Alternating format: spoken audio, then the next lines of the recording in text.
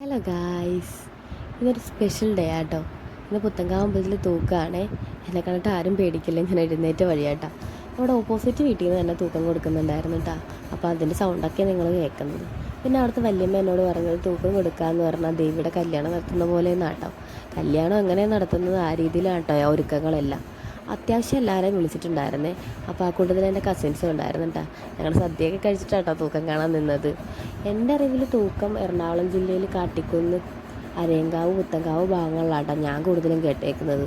എൻ്റെ വീട്ടിൽ ഇവിടെ നിന്ന് 4 സ്റ്റോപ്പ് അപ്പുറം ആണെങ്കിൽ പോലും അവിടെ ഒട്ടുമിക്ക പേർക്കും തൂക്കത്തെക്കുറിച്ച് വലിയ ധാരണയൊന്നുമില്ല കേട്ടോ.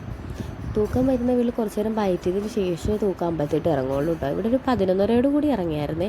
പക്ഷെ ഞങ്ങളത് ഫുള്ള് കാണാൻ നിന്നില്ല. അപ്പോഴേക്കും ഞങ്ങൾ അമ്പലത്തിലേക്ക് പോരും കേട്ടോ ചെയ്തത്.